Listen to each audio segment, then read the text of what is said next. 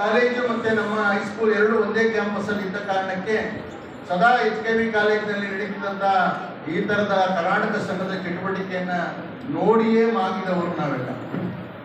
ಅಲ್ಲಿ ನಡೀತಿದಂಥ ಪ್ರತಿ ವರ್ಷ ತಪ್ಪದೇ ನಡೀತಿದ್ದಂಥ ಕಾವ್ಯವಚನ ಸ್ಪರ್ಧೆಗೆ ಬೇರೆ ಬೇರೆ ಕಾಲೇಜುಗಳಿಂದ ಆ ಒಂದು ಕಾವ್ಯವಚನ ಸ್ಪರ್ಧೆಗೆ ಭಾಗವಹಿಸ್ತಾ ಇದ್ದರು.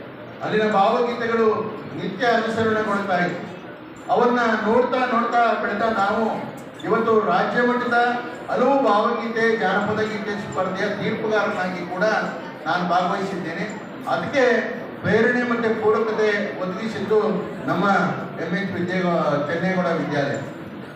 ನಾನು ಹಾಡುಗಾರ ಅಲ್ಲದಿದ್ದರೂ ಕೂಡ ಒಂದು ಹಾಡನ್ನು ಲಯಬದ್ಧವಾಗಿ ಆಡಲಿಕ್ಕೆ ಏನು ಬೇಕು, ಯಾವುದು ಉನ್ನತವಾಗಿ ಆಡುವ ಕ್ರಮ ಅನ್ನೋದನ್ನು ಕಲಿತಿದ್ದು ಈ ಶಾಲೆಯ ವಾತಾವರಣದಲ್ಲಿ. ಆ ಕಾರಣಕ್ಕೆ ನೀವು ಕೂಡ ಈ ಕರ್ನಾಟಕ ಸಂಘದ ಮೂಲಕ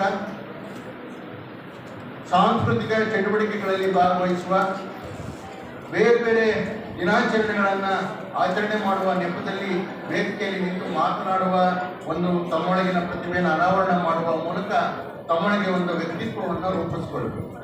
ನಮ್ಮ ಕಲಿಕೆ ಎಷ್ಟು ಮುಖ್ಯವೋ ಕ್ರೀಡೆ ಮತ್ತು ಸಾಹಿತ್ಯ ಸಾಂಸ್ಕೃತಿಕ ಚಟುವಟಿಕೆಗಳು ಅಷ್ಟೇ ಮುಖ್ಯ.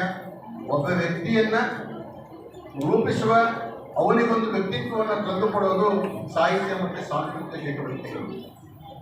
ಇದೇ ಶಾಲೆಯಲ್ಲಿ ಹೋದ ಲೋಕೇಶ್ ಅವರು, ರಾಜಣ್ಣ ಅವರು ಬಹಳ ಜನಮನವನ್ನು ಗೆದ್ದಂಥ ಗಾಯಕರಾಗಿ ರೂಪುಗೊಂಡವರು. ತಾವು ಕೂಡ ಆ ನೆಲೆಯಲ್ಲಿ ಕೆಲಸ ಮಾಡಿದ್ರು. ಇವತ್ತು ಇಂಗ್ಲೀಷ್ ಶಾಲೆಗಳು ಪ್ರಾರಂಭವಾದ ಕಾರಣಕ್ಕೆ, ಇಂಗ್ಲೀಷ್ ಮೀಡಿಯಂ ಬಂದಿದ್ದ ಕಾರಣಕ್ಕೆ ನಮ್ಮ ಮಕ್ಕಳ ಪರಿಸ್ಥಿತಿ ಏನಾಗಿದೆ ಅಂತ ಹೇಳಿದ್ರೆ, ಕನ್ನಡ ಶಾಲೆಯಲ್ಲಿ ಓದಿಸಿದ್ರೆ ಎಲ್ಲಿ ನಮ್ಮ ಮಕ್ಕಳಿಗೆ ನಮ್ಮ ಬಡತನ ಅಡ್ಡಿ ಬರ್ತದೋ, ಅವ್ರ ಕಲಿಕೆಗೆ ಅಡ್ಡಿ ಬರ್ತದೋ ಅನ್ನೋ ಕಾರಣಕ್ಕೋಸ್ಕರ ಸಾಕಷ್ಟು ಸಾಮಾನ್ಯ ಜನರು, ಮಧ್ಯಮ ವರ್ಗದ ಜನರು ಸಾಲಗಳನ್ನು ಮಾಡಿ ಇಂಗ್ಲೀಷ್ ಮಾಧ್ಯಮ ಶಾಲೆಗೆ ಸೇರಿಸ್ತಿರೋಂಥದ್ದನ್ನು ನಾವು ನೋಡ್ತೀವಿ.